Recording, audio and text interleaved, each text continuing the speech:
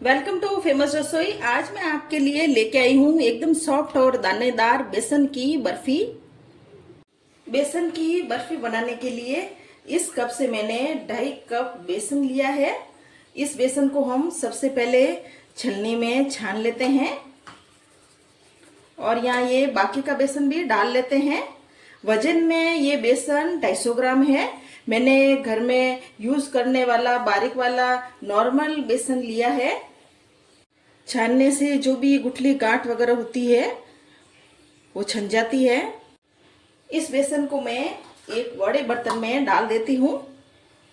अब मैं बेसन में डाल रही हूँ 3 टीस्पून घी। घी यहाँ हमें पिघला के ही लेना है। अब हम घी और बेसन को हल्के हाथ से मिक्स कर लेते हैं। घी को हमने बेसन में मिक्स कर लिया है। अब इसमें मैं डाल रही हूँ 3 टेबल स्पून दूध। दूध को मैंने गर्म करके ठंडा करके डाला है। दूध को भी हम बेसन में मिक्स कर लेंगे। दूध डालने के बाद हमें हाथों से मसल कर पूरे बेसन में इस तरह से रगड़ना है ताकि दूध पूरे बेसन में मिक्स हो जाए। जो हमने दूध और घी डाला है वो पूरे बेसन में हाथ से मसल कर मिक्स करेंगे। इस तरह से मिक्स करने से बर्फी का जो दाना है वो अच्छा पड़ेगा और बर्फी भी दानेदार बनेगी। दूध और घी का मोयन हमने पूरे बेसन में हाथ से मसल कर लगा लिया है और बेसन में अब ऐसे दाने पड़ गए हैं। इस बेसन को हम अब छान लेते हैं। यहाँ हमने ये छलनी ले ली है।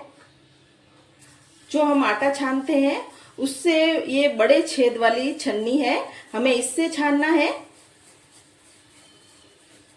पूरे बेसन को हम इस तरह से छान लेंगे और जो ये बच गए हैं पीछे दाने उनको भी वापस हम हाथ से इस तरह से मसल लेंगे और वापस से इनको छानेंगे। यहाँ हमने ये सारा बेसन छान लिया है और बहुत ही अच्छे दाने पड़े हैं बेसन में। ये बेसन की चक्की एक राजस्थानी रेसिपी है। जो हमने ये दाने पाड़े हैं राजस्थान में इसे मोगरी पाड़ना बोलते हैं। हमने यहाँ पे ये कढ़ाई ले ली है। अब इसमें मैं डाल दूंगी 150 ग्राम घी। घी अब हल्का हल्का गर्म होने लगा है। अब इसमें हम डाल देंगे बेसन, या मैं पहले आधा बेसन डालूंगी। अब इस बेसन को हम मीडियम आंच पर पहले मिक्स कर लेते हैं। या हमने जो आधा बेसन डाला है उसको हमने अब घी में मिक्स कर लिया है। अब बचा हुआ बेसन भी इसमें डाल देते हैं।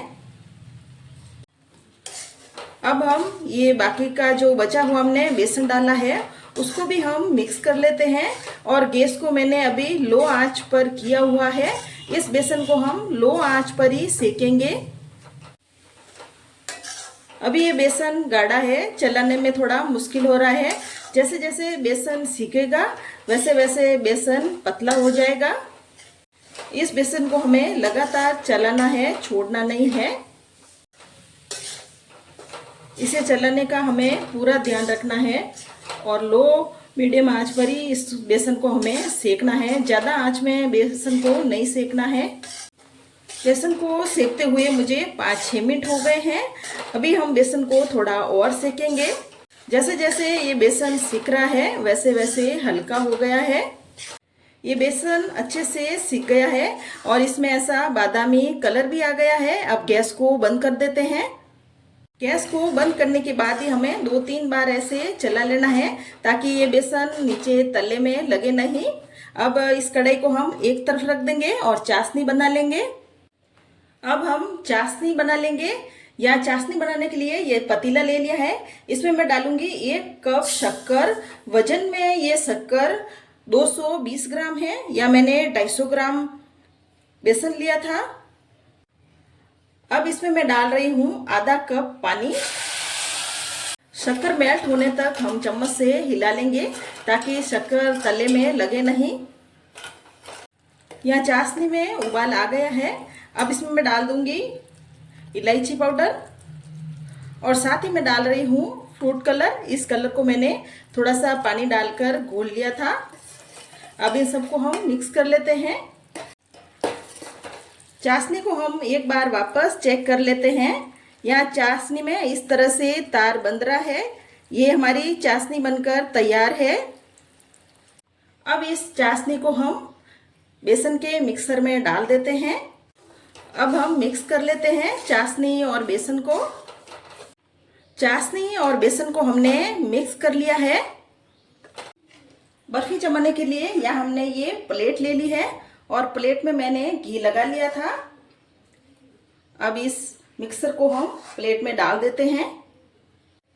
अब इस मिक्सर को हम चम्मच से फैला देते हैं। अब इस पर गार्निशिंग कर देंगे। या मैं डाल रही हूँ पिस्ता। आप चाहे तो और भी ड्राई फ्रूट कुछ भी हो तो आप डाल सकते हैं। अब इनको हम चम्मच से दबा लेते हैं।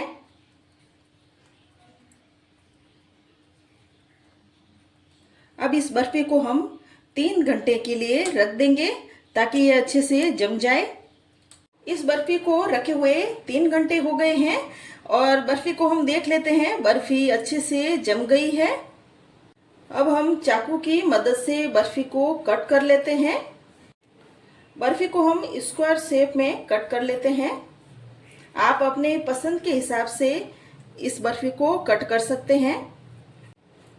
बर्फी को कट करके हमने निकाल लिया है। एकदम से सॉफ्ट बर्फी बनी है, मुंह में घुल जाने वाली। रेसिपी पसंद आए तो मेरे चैनल को सब्सक्राइब करें।